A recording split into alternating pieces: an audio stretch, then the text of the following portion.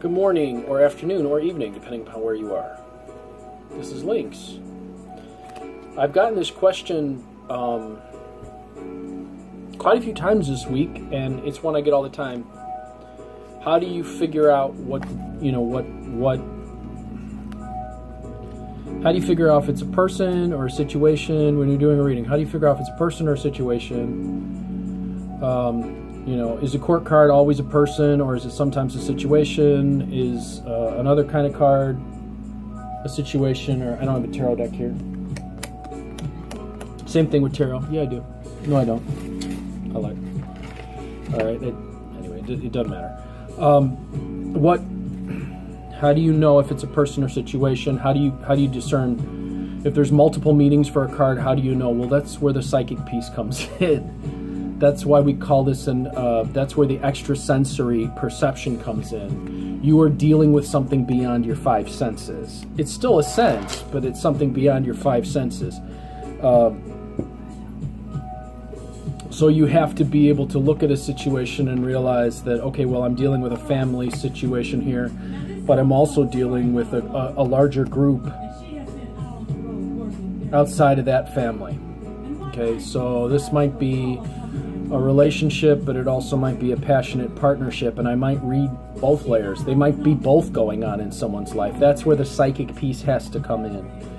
So people are asking me for a mechanistic response to how do you discern which meaning means what, and I don't have an answer for that. Now, there are people out there that will give you an answer, and if you're looking for a mechanistic response, then you'd probably be better to search those folks. But I remember just last year, I watched someone, they were doing one of those mechanistic readings, and it was an axe.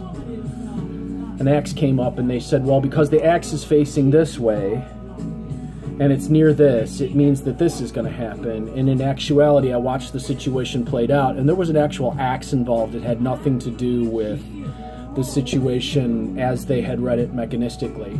One of the number one reasons why people come to me and they feel frustrated in their readings is because they've tried the mechanistic approach in the books, and it fails them at some point. And then when it fails them, their confidence goes, because they've been relying on a mechanistic answer for it to happen. It's supposed to happen this way every time. I believe that is a rather Newtonian and Aristotelian approach to divination.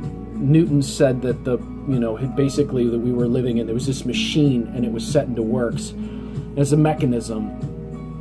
God set the mechanism going, and we're in the machine. And if you're looking for a Newtonian approach to divination, then this is not for you.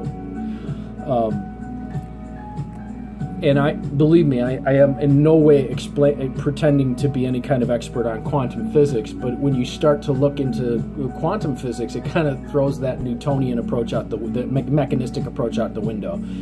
The idea that your observation of the experience might itself change the experience. It's like she says in Dune, she says, Muad'Dib, do you ever feel that looking at the future changes the future? That is for you to decide in your philosophy and in your view of the world. I'm not here to convince anyone about what philosophy, approach, or religion to have.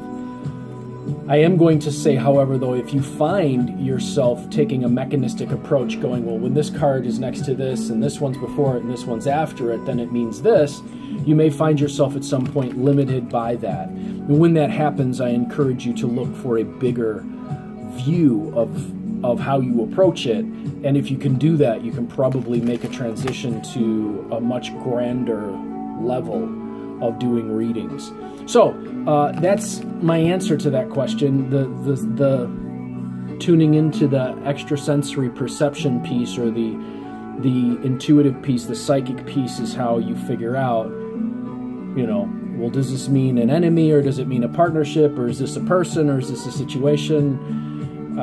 My answer is always, well, I know, because I know. I know. Well, this comes up as this. There will also be times when you're really when you really get to the point where you go, you know what, I'm seeing the cards here, and I don't believe them. There's something else going on entirely, and then it may lead you to another insight. So remember, if you're looking for the answer in this, if you think that this is it, and I've said this I don't know how many times in my videos, if you think the answer is in the tool, if you think this is the key to all of it, you're missing what's really going on. You're really missing what's going on if you think this is the key. I'm Lucky Links, as always, wishing you success and good fortune in all that you do. If you want to learn how to take your skills to the next level with playing card reading, I have a playing card class that I can put you into. If you are interested, text me or contact me, 779-302-8009 or conjurehope@gmail.com. I have a crystal ball class, a tarot class I'm teaching, a Mexican Loteria class that'll be starting in December, and if you want to sign up for any of these, or a Lenormand class, if you want to sign up for any of these, contact me and I'll give you the details. And if you want to get a reading or schedule a private reading with me, either by phone, by video, or in person if you're in the Bay Area, then also give me a call or contact me via email. And you have a fantastic day.